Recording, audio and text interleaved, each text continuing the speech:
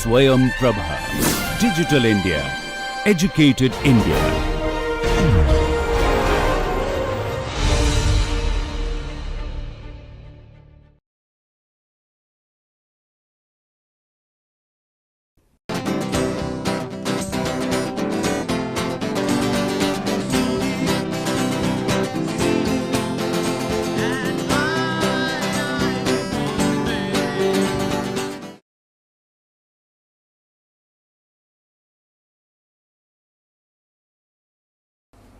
We are talking about matching of engine components for aircraft engines. In the last class, we talked about matching of a typical turbojet engine components, and we saw there are a number of issues that need to be addressed in the process of matching various components.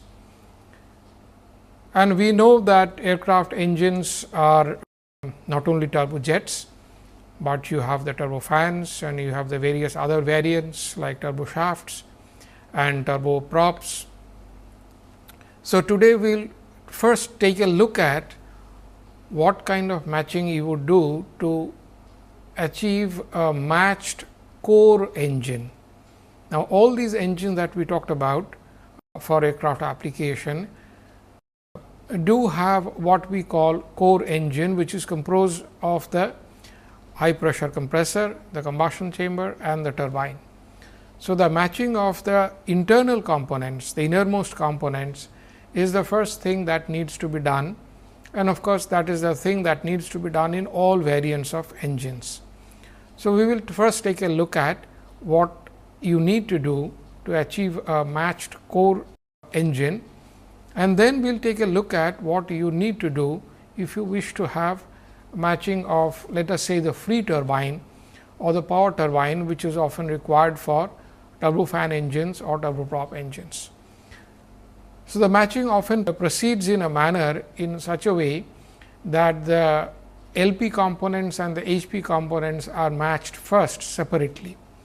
So, first we will take a look at how the HP components are matched to begin with, because they compose the core of the engine of any of the kind of jet aircraft engines that we are talking about. So, let us take a look at how the core engine is matched. The core engine is quite often also referred to as the gas generator, simply because it also produces the hot gas, which of course runs the engine, and hence quite often many people refer to it simply as a gas generator. Now, the core engine, as we know, is composed of the HP compressor and the HP turbine, and somewhere between them there is a combustion chamber. The matching of the rotating components of the compressor and turbine, of course, is the more important issue here, because there are a number of things that need to be taken care of. So, let us take a look at these steps, which leads us towards a reasonable matching procedure. If you take the basic mechanical matching requirement, it is necessary that the speed of the compressor and turbine are to begin with matched. Now, if you do that, you see, in terms of the non-dimensional parameters that we have talked about earlier, it gives us two parameters here, one with reference to the compressor, which is normally non-dimensionalized or normalized with reference to the compressor reference temperature, which is often T01, and the turbine is often normalized with reference to the turbine operating temperature, which is often the turbine entry temperature, that is T03. And hence, we get two normalized parameters out of one single rotational speed.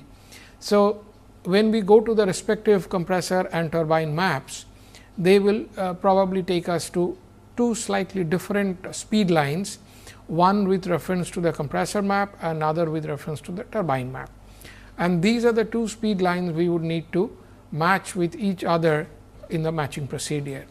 The next thing we need to look at is born out of this speed line, which is defined for the compressor. We need to figure out the compressor pressure ratio, which is pi 0 c, and that is the total pressure ratio that we are talking about. And this total pressure ratio then needs to be achieved at a normalized mass flow, which we have defined in the last class, m dot air root over T 01 by P 01. Now, this is something which you are familiar with, that the mass flow parameter needs to be normalized. What we see now is that in the compressor itself, the normalized speed, the pressure ratio and the normalized mass flow parameter needs to be first found on the compressor map. And that is the first important thing that one needs to do, because that particular point on the compressor map would have to be eventually matched with a equivalent operating point on the turbine map. Now, born out of these parameters, we can see what should be the compressor specific work. The compressor specific work can be written down in terms of, as we have done before, W c bar, and this is specific work, that is work done per unit mass flow, and that is given typically in terms of Cp air delta T 012 divided by the efficiency, compressor efficiency, which is often relatable now to the pressure ratio, as we know, and this pressure ratio is something what we got earlier as a compressor operating point. So, we need to relate the work done now to the pressure ratio that is operating, and this is specific work. If you want full work, you have to multiply this with the mass flow that is operating through the compressor. Now, if you find the compressor work, then the next thing to do would be to find the matching turbine work. Now, that is the work that the turbine needs to supply to the compressor to achieve that compression ratio. If you do not supply that work, compressor is not going to give you that pressure ratio. So, it is incumbent on the turbine to supply that much of work. Now, this is the full work and not specific work. So, we multiply the compressor specific work with the compressor mass flow, and on the right hand side you have the turbine mass flow and the turbine specific work, and multiplied with all that the mechanical efficiency of the shaft, which transmits the power from the turbine to the shaft. Now, to get the turbine specific work, you need to find out from the turbine map what the value of pressure ratio should be across the turbine, which is P 03 by P 04. Now, this is relatable to the turbine work. Now, as we have done before, the turbine work can be related to the turbine efficiency, the Cp and the delta T across the turbine, and that delta T can be now written down in terms of the pressure ratio across the turbine. And this, if you do that, you get the specific work of the turbine, and this specific work multiplied by the flow through the turbine gives you the work that needs to be produced by the turbine to be supplied to the compressor to achieve that pressure ratio. Now, if you do that, then at that particular operating point of compressor and at this operating point of turbine, that is P 03 by P 04, and the speed line n root over T 03, that gives you the operating point of the turbine. So, now we have operating point on the compressor map and we have operating point on the turbine map, which are said to be matched to each other. So, we have only one point on each map that are matched to each other. So, what is necessary to complete this matching procedure is, to begin with, we have to supply that work. We know that that work needs to be supplied. So, to supply that work, we got to figure out what the pressure ratio should be. We do not know that a priori, and we can make a reasonable first calculation, and from which you can make, one can say, an assignment or a guess of what the value of P 03 by P 04 ought to be. If you do that, then you get onto that turbine map, which gives you the turbine normalized mass flow m dot gas root over T 03 by P 03. Now, that is the point which you are looking for on the turbine map. Now, remember, the turbine map is normally plotted with pressure ratio on the x axis and the normalized mass flow on the y axis. And if you do that, the various speed lines that you have of n by root over T 03, and if it is related to the design value, you get them in terms of percentage or in fraction of 1. And at speed line of 1, you are on 100%, or that is on the design speed line. Now, as we can see here, the various speed lines, and this we have seen before in your turbine chapter, various speed lines converge to one single line, and that is because all the speed lines have finally led to choking turbine flow. This choking turbine flow then proceeds as a single line for all the speeds, and irrespective of any further change of pressure ratio, the turbine remains choking, and once it is choked, given the turbine, given the geometry, given all the blades, the choking mass flow is not going to change anymore for any speed line whatsoever. So, it reaches a maximum choking point or maximum mass flow point on this map. Now, this is the point where we got to find a point here which will match with our compressor operating point. Now, the point essentially here you see is that once the turbine is choked, irrespective of your choice of pressure ratio thereafter, the mass flow or the normalized mass flow that we are looking at will remain constant. So, it does not matter what pressure ratio you choose from here onwards of the turbine operation, that is P 03 by P 04. As you see on this map, whatever pressure ratio you choose, you can continue to increase your pressure ratio across the turbine. The mass flow is not going to change. You can change the pressure ratio across the turbine by either allowing the back pressure to fall down by operating the nozzle, or by any other means. Your mass flow is not going to change anymore. So, you need to choose your P 03 by P 04 operating turbine pressure ratio very carefully here to ensure first you have the work done that is available. So, your P 03 by P 04 is to be chosen on the basis of work done that is to be available, and as we can see here, once we are on this flat plateau of the turbine map, the mass flow is going to remain constant. So, your choice of P 03 by P 04 would be essentially governed by the work done requirement from the compressor, and the mass flow through this operation is likely to remain constant once it has reached the choking condition. Now, if you get the turbine operating point from that first let us say a guess or educated guess or a calculated guess, you get the turbine operating point, and from this you get the turbine operating mass flow, which is said to be, let us say, choked. Most of the turbine, the designer would like to have an operating point which is indeed actually choked. So, the turbine mass flow would need to be found from this operating point, and that would be found with the help of some correction which is required for addition of the fuel, that is F, and some amount of bleed that may have been imposed on the compressor flow. The bleed is normally, as you know, taken out for various servicing of the engine or the aircraft. So, when all those corrections are applied, you get the turbine mass flow.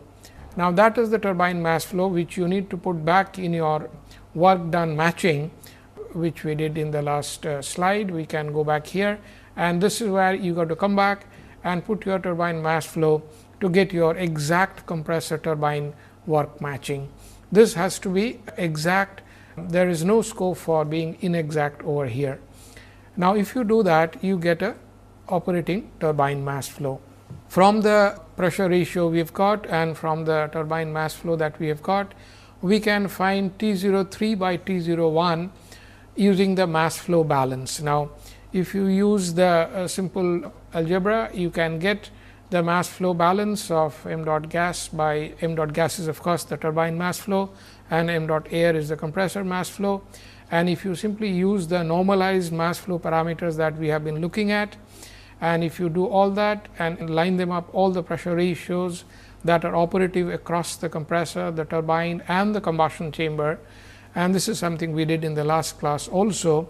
If you do all that, you get the turbine pressure ratio across the pressure ratio that is operative in the engine, the cycle pressure ratio.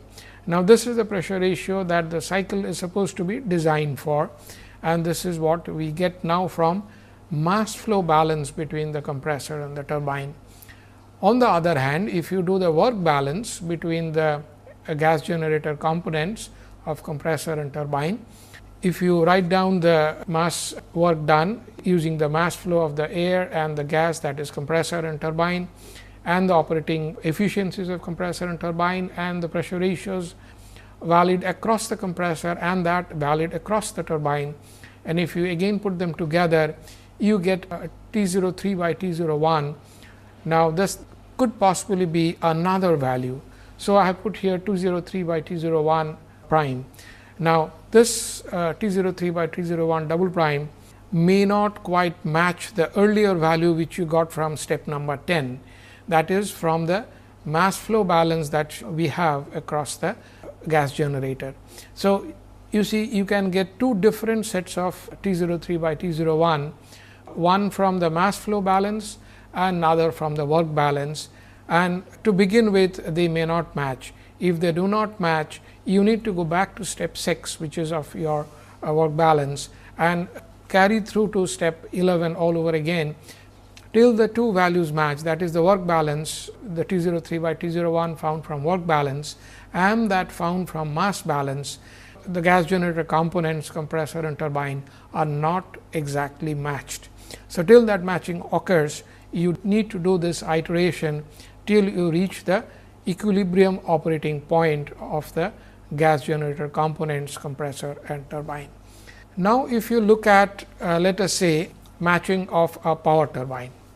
Now, power turbine or free turbine as it is often used, we use the word power turbine because it is often used for powering the fan or the propeller, which often is used in a two spool engine, which means the power turbine and whatever it is powering, that is fan or propeller, is on a separate shaft, which is a power shaft, and this needs to be matched again separately other than the core generator or the gas generator matching that we have done just now.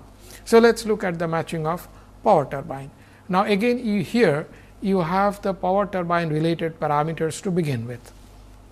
You have the pressure ratio, which is P04 by Pa, assuming that at the exit of the power turbine you finally have to deliver it to atmospheric pressure. That is the assumption at this moment, let us say. And then of course, you have the power turbine speed line, which is again n by T04. Now, this n could be different from the earlier n. So, strictly speaking, we should probably be writing n2, which is definitely going to be different from the gas generator n. And then you have the power turbine efficiency. We have to assign or make a reasonable guess of what this efficiency would be, or the turbine designer may have given some idea what this efficiency is likely to be. And then the normalized mass flow through the power turbine, m dot gas root over T04 by P04. T04, P04 of course, are the temperature and pressure at the entry to the power turbine. So, now we are dealing with the power turbine. So, we should take the temperature and pressure in front of the power turbines. Corresponding mass flow parameter, if you take, this is on the left hand side, you have the mass flow parameter of the power turbine. On the right hand side, if you start with the mass flow parameter of the gas generator or the main turbine, you can arrive at by using the P03 by P04 pressure ratio across the turbines and the T04 by T03 the pressure ratio, temperature ratio across the main turbine. Now, T03, P03 were the temperature and pressure in front of the main turbine.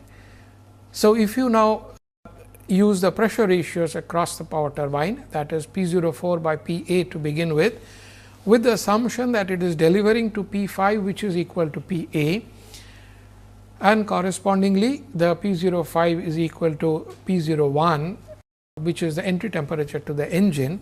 So, if we make those somewhat simplifying assumptions at the moment, we can line up the pressure ratios that we are aware of, the pressure ratio across the turbine, the pressure ratio across the compressor combustion chamber, the pressure ratio across the compressor, and the pressure development in the intake.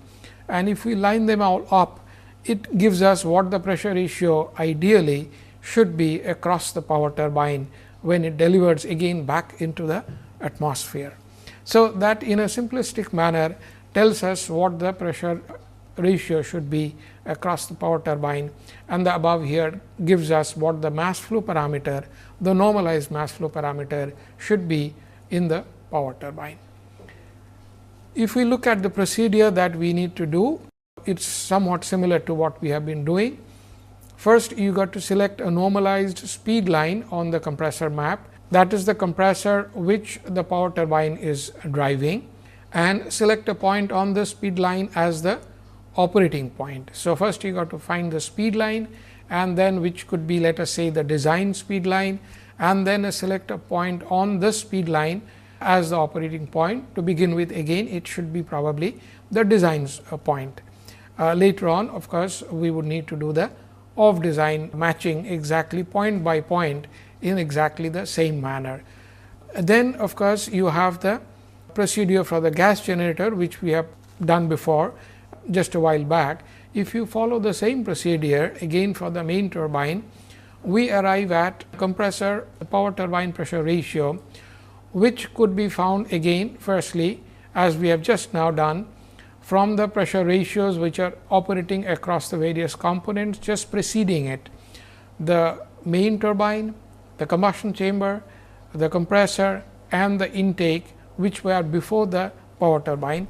And if you line them up, they all finally give you the power turbine pressure ratio.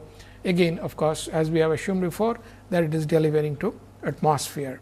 So, if you follow the procedure that we have done and follow the pressure matching, we can arrive at a pressure ratio. Now, we got to find the mass flow parameter for this free or power turbine. Now, this needs to be found from the turbine map, which must have been generated by the turbine designer. Now, this mass flow parameter can be computed from again using the mass flow parameter of the turbine, the pressure ratio across the turbine, and the temperature ratio across the turbine. Now, again we see here, just as we have done in the gas generator case, we have two mass flow parameters, one found from the mass flow matching over here, and the other found from the pressure ratio matching, which gives us a mass flow parameter now from the turbine map. So, we get two values, one from the mass flow parameter from the turbine map on the basis of the pressure ratio that we have calculated using certain simplistic assumptions to begin with, and then a mass flow parameter directly from the equation here. And now, we can see that it is entirely possible that to begin with, the two mass flow parameters may not match with each other, in which case the earlier 4 steps that we have done before would need to be repeated or iterated till the procedure gives a convergence of the two mass flow parameters. And if we do that, then we get a matching point on the turbine map with reference to a matching point on the compressor or fan map, which this turbine is driving. Now, we can repeat this procedure, these 7 steps, for all the other speed lines and many other off design operating points, and at each of these operating points, these parameters need to be exactly matched. There is no scope for inexactness over here, as I mentioned before. And so, we got to have the matching points of all the speed lines and all the operating points there. And if we do that, and then we can find a locus of the matched operating points, and we call that the matched operating line. If we look at the map over here on the compressor map, let us say the pressure ratio mass flow parameter compressor map, these are the speed lines which we are familiar with. You have done that before in great detail in your compressor chapter. Now, if we look at it, we can see that they also have the constant temperature line, temperature ratio line that is operating across the turbine. And now, if you find the matching points from the turbine and the compressor, and you plot them back on the compressor, you can find that these are the matching points on the compressor and turbine map. And if you do that, and if you join these points, you get a matching operating line. So, each of these red lines is a matched operating line on the compressor map, which matches with the corresponding operating points on the turbine line, and hence we can call them matched operating lines. So, if you are going from one speed line to another on the compressor map and on the turbine map, you could go from this point to this point, and you would still be on a matched operating line, or from this point to that point, you could remain on a matched operating line. So, and the others are the so called off design matched operating lines. So, one needs to find a large number of these matched operating lines right across the compressor map, and of course, you can draw the similar matched operating lines on the turbine map. The reason we look at the compressor map a little more and normally more in detail, because the compressor typically has more of problems. It has a narrower operating zone and it has problems of surge as it is shown here. We need to ensure, for example, if you see one of the red lines over here, it is moving at high speed towards the surge line. Now, if you operate along that red line, it is entirely possible that at a higher speed you could be moving towards the surge line and you could moving towards operating point, which could lead you to surge. Now, those are the things that the compressor map throws up, and as a result, quite often we would need to take a look at the compressor map along with the matched operating points a little more closely before we decide where the engine should operate quite safely. So, this is what we get out of the matching of the design point and the various off design points of compressors and turbines. Now, if we do the power generated by this power turbine, that may be written down in terms of the parameters that you have done before in compressor and in turbine chapter. The power can be written down in terms of the thermodynamic parameters T04 and then relate that to the pressure ratio across the turbine, and this gives us the power turbine power that is generated, which is to be supplied to the compressor, and this is the power that the compressor would have to do with for creating the compression that the compressor is supposed to create. Now, mass flow through the turbine now may be computed with the help of the normalized mass flow parameter, which is the matched mass flow parameter that we have got after all this matching, and the P04 by root over T04 that we have got from the actual matching. And if we do that, then we get the actual mass flow that is operating through this power turbine. Now, you see, this is the mass flow that you need to put back here to get your actual power that is being supplied to the compressor, because the compressor finally will operate with this actual power that is being supplied by the power turbine or the second turbine that invariably all the two spool engines have. If we look at the turbine map again, the gas generator had supplied certain power, the power turbine had done its own supply situation, and they are two different turbines. We got to understand that these two turbines are operating in series. That means, the gas flows from one turbine into the other turbine, and it is incumbent that they also have some kind of a matching between them. Now, we have seen in case of gas generator that invariably the gas generator, most of the turbine operates under choked flow condition, that is under maximum flow condition. We can see here that if the free turbine or the second turbine set is also choked, the core turbine or the gas generator turbine will be constrained to operate at a fixed design point, which is likely to be probably choked operating point. Now, it is entirely possible that it is often the designer would like to ensure that the core of the gas generator turbine always operates under fixed design point, which is normally the choked or maximum mass flow operating point for that turbine. However, the power turbine or the second turbine can get unchoked under certain operating conditions, and we see here one of the possible matched operation where the turbine may indeed be actually unchoked. So, this is for your free turbine, because the parameters here shown here are with reference to T04 and P04, and the red dotted line, if you can see here, shows the matched operating line on the power turbine. This is what I was talking about. In a gas generator or a core turbine, you would find all the operating points in the choked flow condition. So, all the match conditions would come on the flat slope over here. In case of a power turbine, you would end up getting a dotted line like this, which is the matched operating line on the turbine map of the power turbine, which should match with the similar operating line on the compressor map that we were looking at, which is being driven by this power turbine. So, we need to find an operating line on the compressor map, we need or the fan map, and we need to find the operating point on the power turbine map.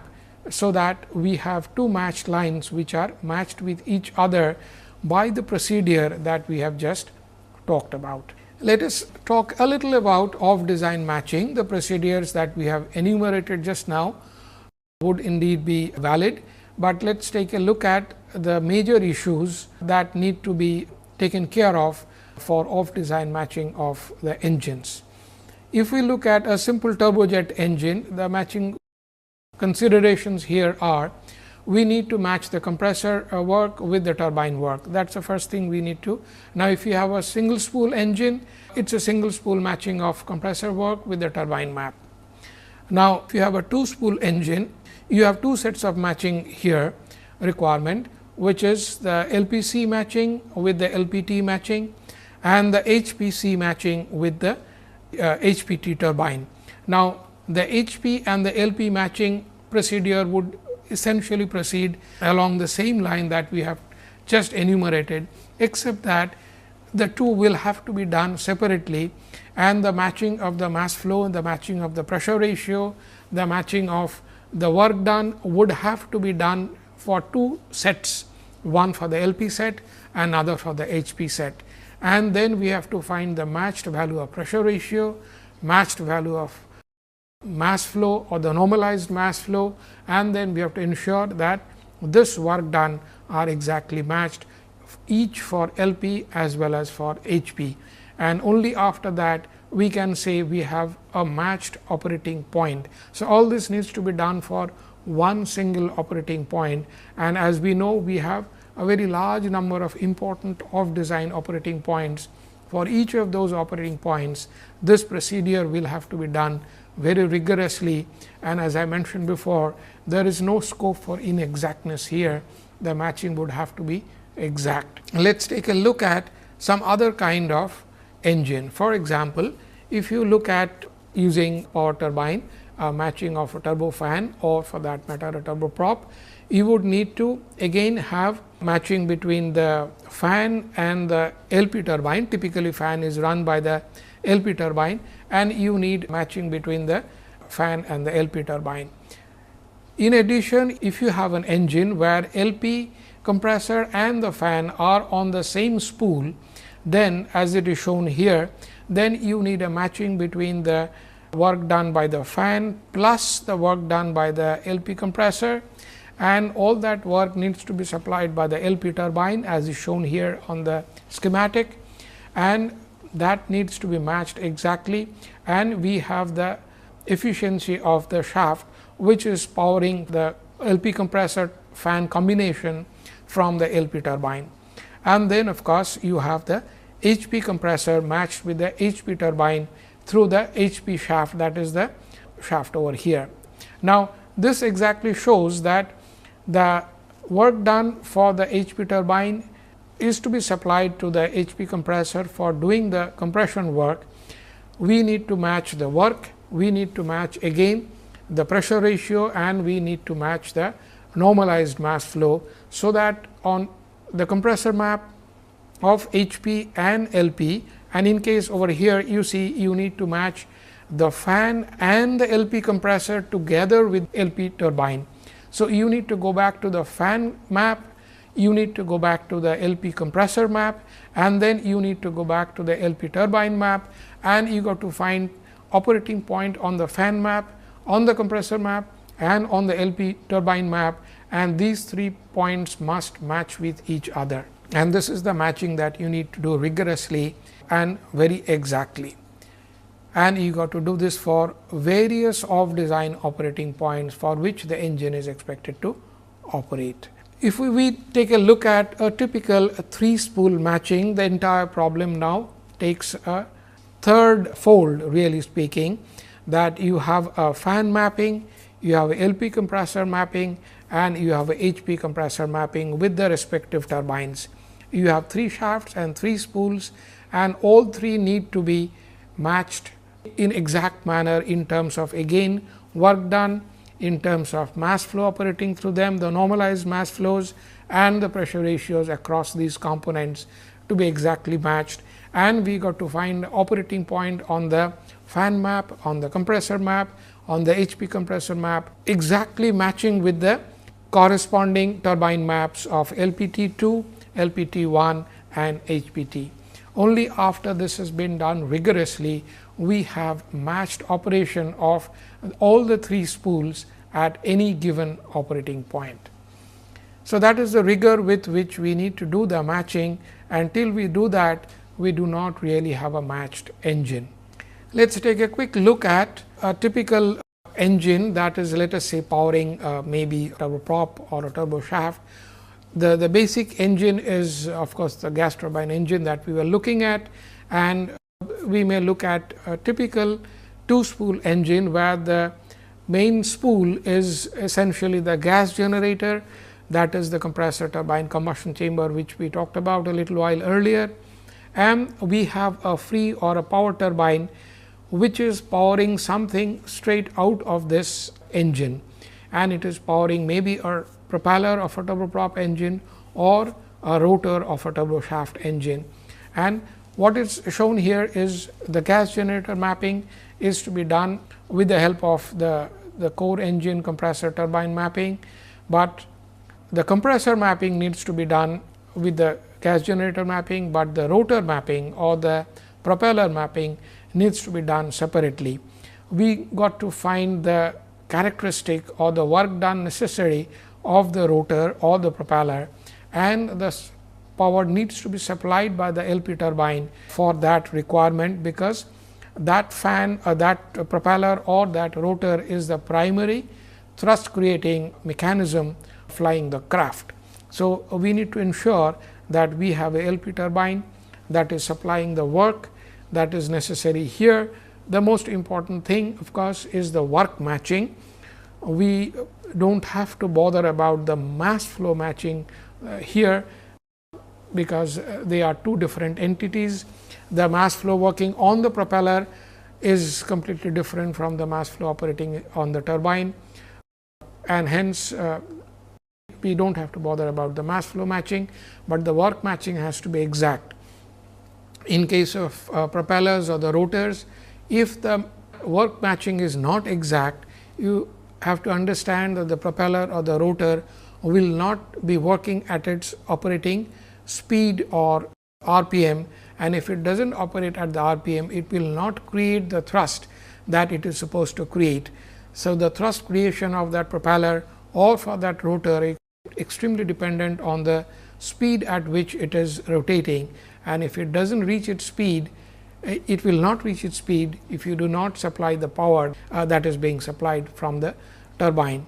In case of a propeller, quite often if the power supplied is unmatched, most of the propellers these days are supplied with or equipped with variable pitch mechanism, and then the variable pitch mechanism will settle it to a different pitch other than the so called design pitch, and as a result of which the propeller might rotate at the speed at which you want it, but it will not be operating at the pitch or the blade setting at which you want it to be, and as a result again it will not give you the thrust that you wanted out of the propeller.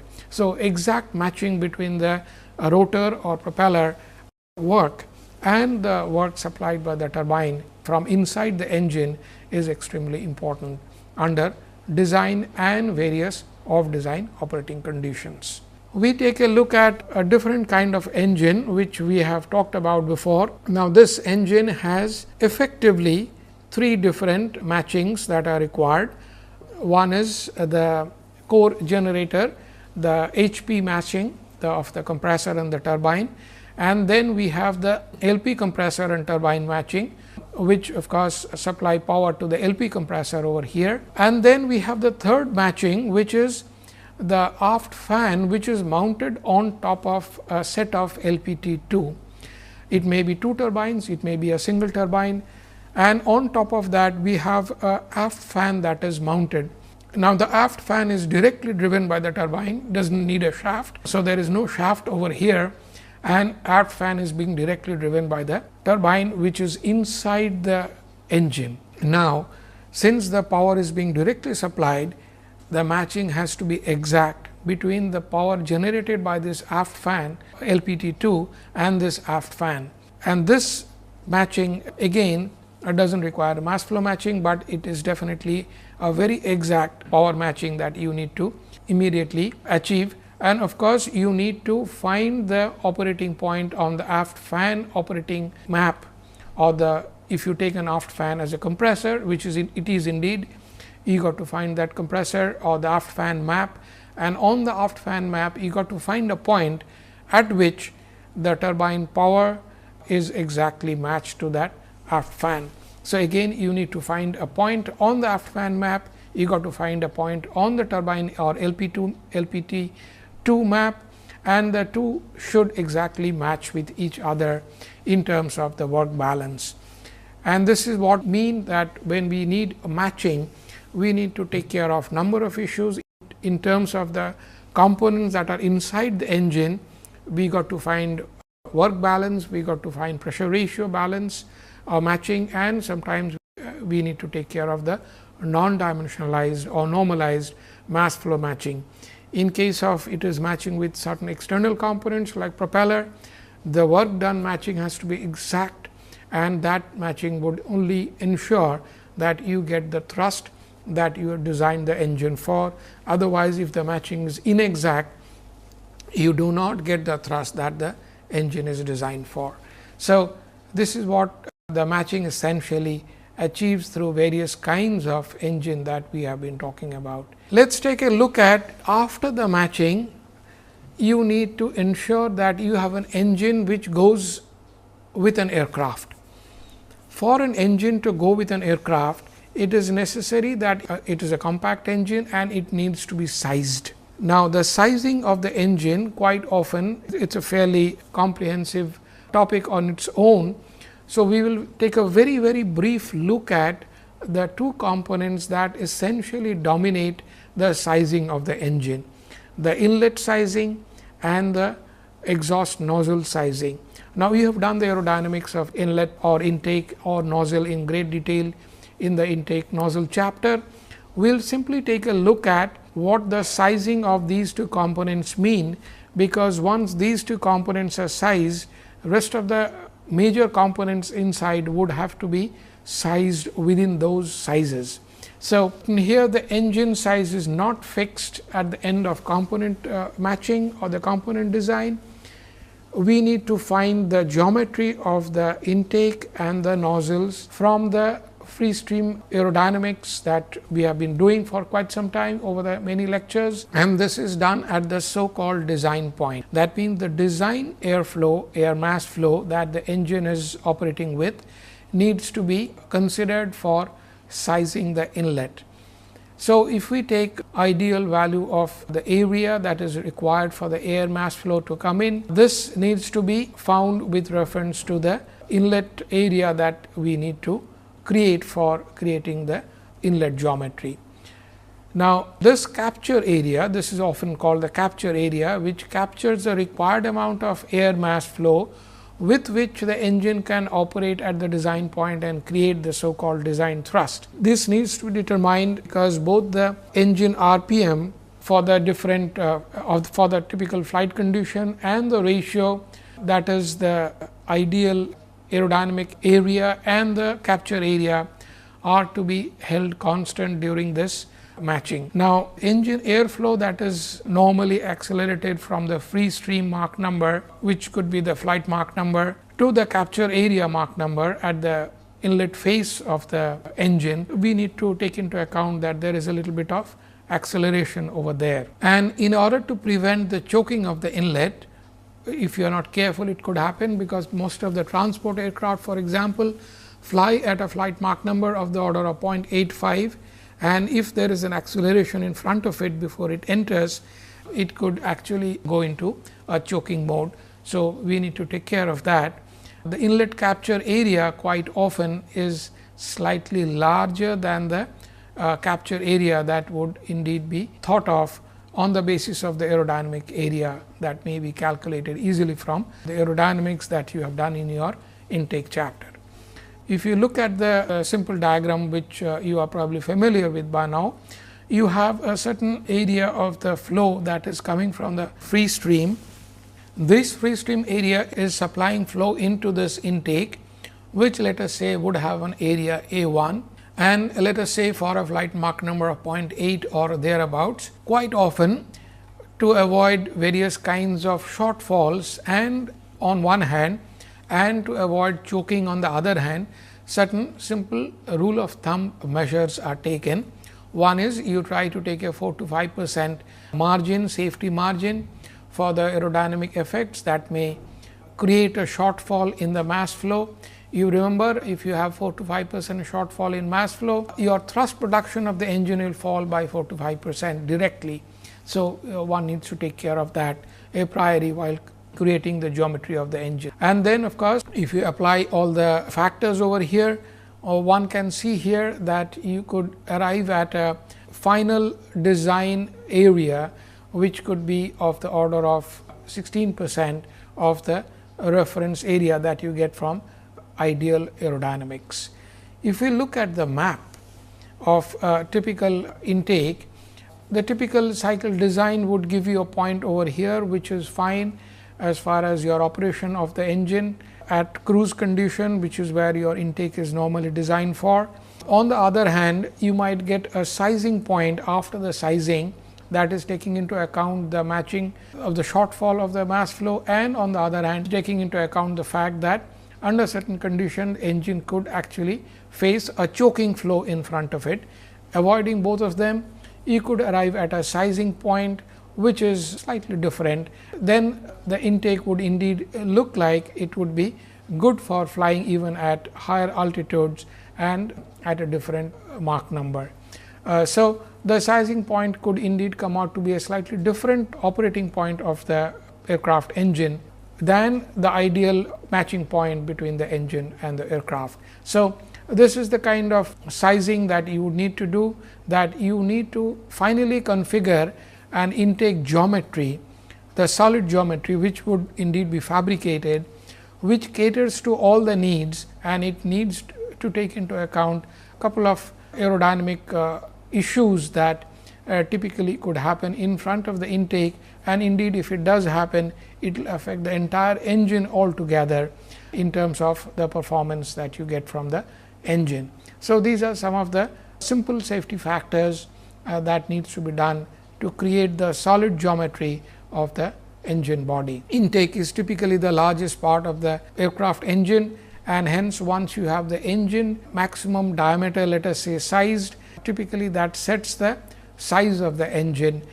And as we know, typically A1 or corresponding D1 quite often is used as the characteristic diameter or characteristic area of the engine for various engine parameters. So, this is a very simple way by which one can initiate the process of sizing, and as I mentioned before, the sizing is indeed a very comprehensive method, and it probably requires far more rigorous analysis before one arrives at a exact dimension of the components of the engine, notably the intake and the nozzle. Let us take a very quick look at what happens if you want to size the engine nozzle, which is the exhaust nozzle. We will take a look at what you need to consider only for the sizing purpose. You see, you have a nozzle here, which needs to be assigned a certain length. We are talking about creating the geometry now, and we are not talking so much about the gas dynamics or the aerodynamics, which you have done before. You have a certain diameter from which the flow is coming from the inside of the engine, that needs to be taken out of the engine and delivered to the atmosphere through an area, let us say some A9. So, it is coming from let us say some A10 after doing all kinds of work inside the engine. So, we are taking some numbers that are very high, assuming that all the things that you want inside the engine has been finished, and then it is to be delivered through this nozzle. Now, what happens is the nozzle has to have two different dimensions. It has to have the area, let us say two areas, one at the face of the nozzle entry and another at the nozzle delivery, which is the exhaust area of the whole engine. And then you have to assign the length of the nozzle. Now, length of the nozzle is an important parameter, because that also sets up the length of the entire engine and the space required for the engine for the mounting on the aircraft. Now, we see here that we have to ensure that typically A10 is not going to be smaller than A9 under any flight condition. That will come out of your gas dynamic studies, which you have done before. And on the other hand, it should not be larger than the largest A9 that is required in flight mission. On the other hand, it cannot be smaller than the A9 required for maximum Mach number flight requirement. Now, you see, when we are talking about intake and nozzle, we are also talking about the aircraft, because finally, the engine is required for flying the aircraft. And once we are talking about the maximum Mach number, it means it needs to cater to the exhaust Mach number and the exhaust flow that suits the maximum Mach number of the flight of the aircraft. So, we got to figure out these parameters from the aircraft engine and aircraft matching. So, there is aircraft engine matching that is coming in here, and once we do that, there is another parameter, another issue, which is slightly aerodynamic issues, which comes in. You can see here that between A10 and A9, the length of the nozzle would create external shape of the nozzle. This shape is often referred to as boat tail shape, and this shape is important for the drag that is created by the engine. Now, this drag, it is created when the engine is open to the air and not mounted inside the aircraft. Now, this boat tail drag then is contributory to the drag created by the engine itself, and we need to ensure by design that this boat tail drag is minimum. So, in the process of creating the nozzle shape, the external shape of the nozzle with reference to the various flight conditions of the aircraft, notably the design flight condition of the aircraft, needs to be brought in, and only then you get the nozzle length. So, nozzle length also creates this shape, which is often called the boat tail shape. So, here as you see, when we are talking about intake and nozzle and sizing of them, the aircraft comes back into the picture. We have to talk about the aircraft. So, engine is created by the engine designer, but once you are talking about mounting it on an aircraft, certain aircraft issues come into the picture when you are creating the intake and the nozzle, which are of course mounted with the engine, but they are to be created and finally sized after taking into account what is happening to the aircraft and the flight situations. So, this is in brief a little bit about the sizing of the engine components, and as I mentioned, the sizing of all the components is a comprehensive topic of its own, and it is beyond the scope of this lecture series. So, we have talked about the matching of the components, we have talked very briefly about the sizing of the components. All these components and all these, let us say we have a matched engine, let us say we have a sized engine now, and now this is to be matched, which means we have to install it on an aircraft. And in the next lecture, we shall see what happens when you install it on an aircraft. So, we will be talking about the installed performance of an engine in the next lecture, and that is what is there in the next lecture, the installed performance of the engine in the next lecture.